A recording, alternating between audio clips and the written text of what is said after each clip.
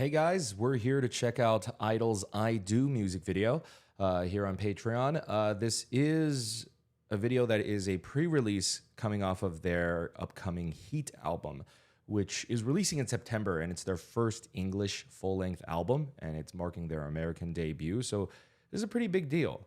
This is actually published on 88 Rising's channel, so let's go ahead and check it out. Uncontrollably violent and also Oh, wow.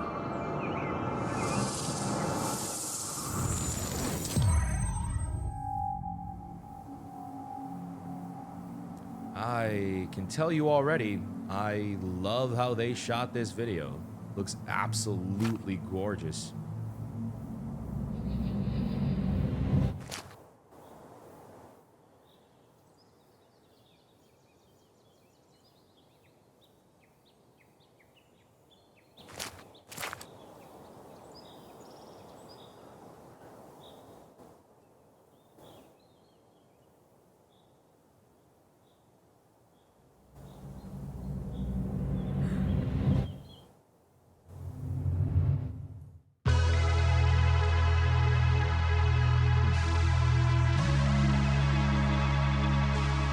Whoa.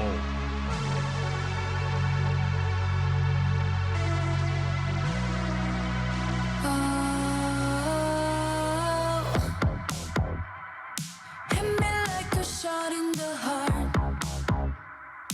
Never should have played you so hard.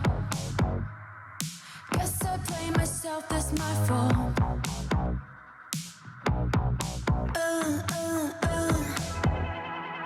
I don't even know how to think. Guess now she got your heart, so I feel stupid, foolish, afraid I'm losing everything. I thought I could, and my whole world is falling apart. Don't you go falling in love. Trust me, she's not the one. She will never love you like I do, hold you like I do, know you like I do. Don't you go falling in love, 'cause I might break this shit up. I'll love you like I do, touch you like I do, nothing like I do, nothing like I do. Hit me like a poison to start. You were trouble right from the start. Should've run, I guess it's my fault.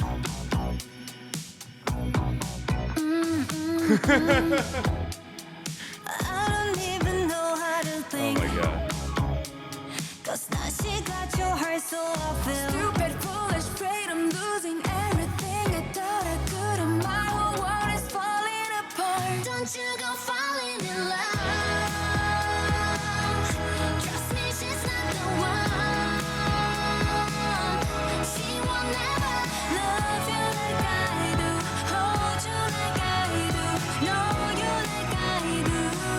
Don't you go falling in love, 'cause someone break that shit up. I won't let her love you like I do, touch you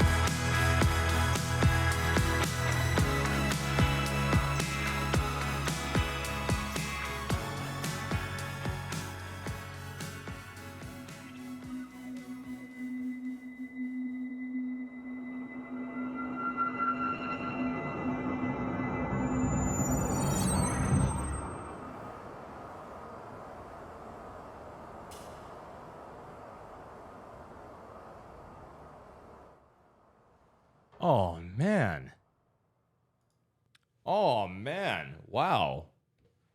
So, given that it's on 88 Rising's channel, I'm going to assume that either they shot the video or also co produced the song.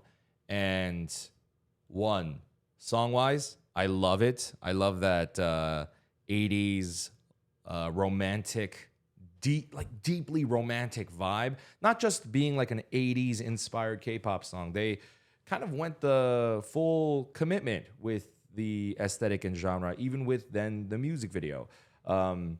Even the video has sort of a throwback feeling of the 80s were pretty big into like sci-fi, especially like a lost or stranded alien concept was very big in that era. I think probably the most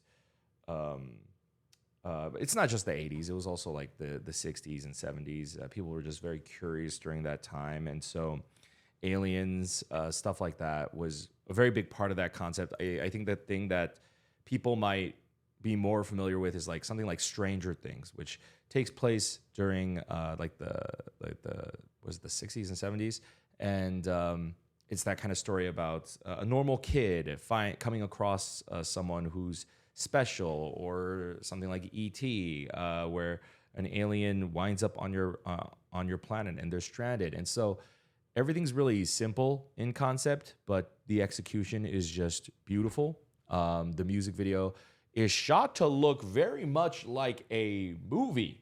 If you go ahead and take a look at this scene right here, it's most prominent when it's in close-up shots. I've been seeing it pop up a lot more in music videos lately because also this cinematic look, I'm trying to look for a very particular shot that kind of illustrates it the best, is done through what's called an anamorphic lens. You might have heard me talk about it.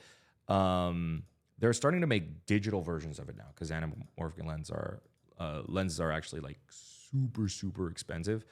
But you can usually tell, I think it was actually more so obvious in this opening scene.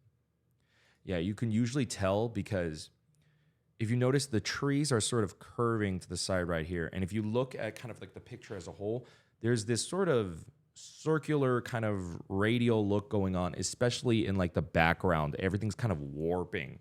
I personally think that it really adds to this aesthetic. It kind of makes it a little bit more mysterious. It makes it look a little bit like older film as well. So that is why, one, the visuals look so goddamn good.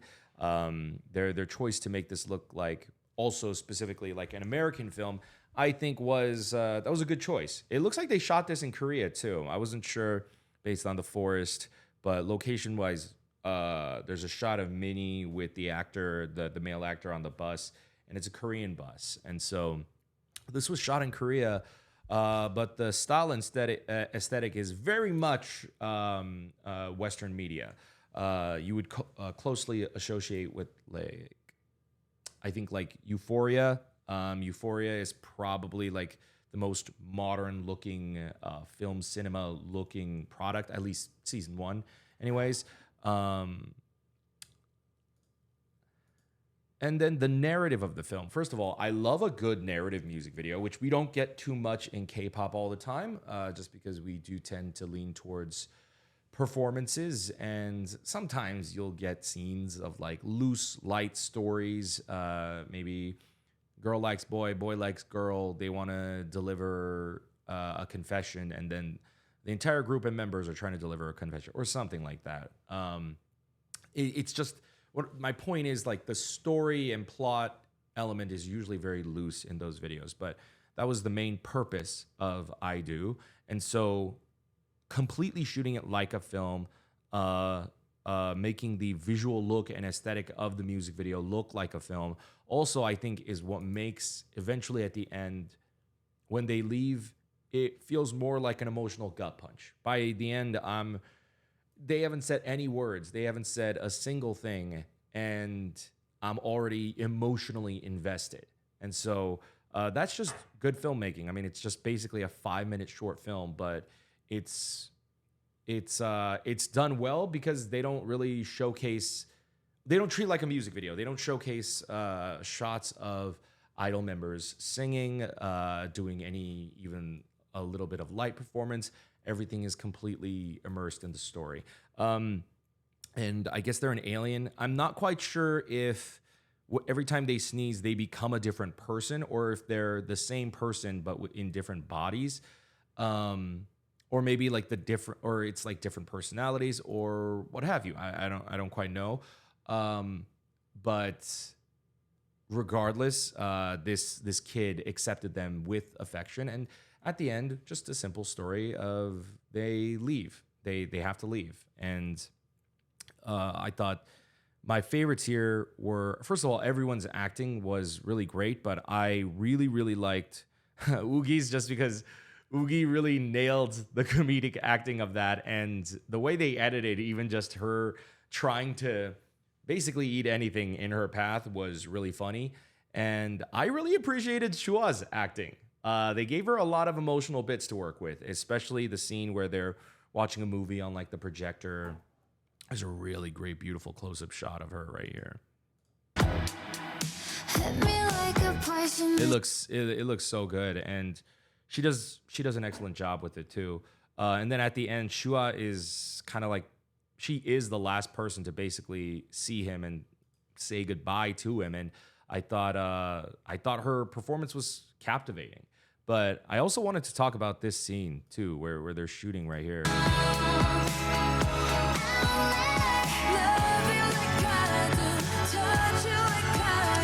Yeah, I really love all of these beautiful close-up shots. They really focused on the story element part. Like, the song is good, but even by adding in shots like these reaction shots of Shua becoming more immersed in the film, or feeling a longing towards, at least that's what I took away from her crying when she sees the shot of like in space, she's homesick. I thought they did a really great job. Like, all of these little insert shots, this wide, crooked angle shot of Mian resting her head on him. All of these shots really kind of just deepen the effect of this film, this feeling really real. This, like, ultimately, movies and TV shows are made up products with a ton of crew members working on it. And it's really directing and shot design and acting that make it feel believable. And so I'm saying, from my perspective, I think in every aspect, they kind of nailed this music video. I think 88 Rising does really good music videos in general. I've always really liked their visual aesthetic for music videos, their sense of style for music videos. And I also, in particular, really like how they do K-pop collabs. They make the videos always unique and interesting. And I think this is also pretty boundary pushing for I-DLE. Just musically, it's very different from what they've done. Music video wise, it's very different from what they've done. So what's there to not like about it, right? So I'm going to pass the question off to you guys. How do you guys feel about I-DLE's I-DLE? How do you guys feel about the music video? I like it. I like the music video. It has a very indie film sort of an aesthetic to it, but it is also very gorgeous. It also has that mainstream music video commercial look to it as well, which I think only elevates the product better. Oftentimes TV shows, movies, TVs or movies are not gonna look like this sometimes, especially like this ending shot of like Shua, like this aesthetic right here. Like, this kind of look, while it is very cinematic, just like making her look very bright and glowy and shiny, it is more so a music video style. Like right here, take a look at this shot of Shua. This is definitely more of a music video style, but using filmmaking tricks, if that makes sense. And so that's how they're making this music video look much more like a movie. So I would say, while the song it's no Queen Card, obviously Queen Card is its own thing, and it was fabulous. I personally, on a personal bias level, I really love this song. It's easily one of my favorite I-DLE songs. I love them singing this kind of lovesick perspective and committing to the whole 80s romantic sound. That's kind of one of my personal favorite genres. So on a song level, I love it. Music video, I love that they're treating us to a story music video, but also visually, it's shot very beautifully, shot very much to look like sort of an indie film aesthetic, still mixing in also the beautiful visuals of what you would get from a high quality music video. So I've really got no critiques all around, other than probably this opening real quick. Just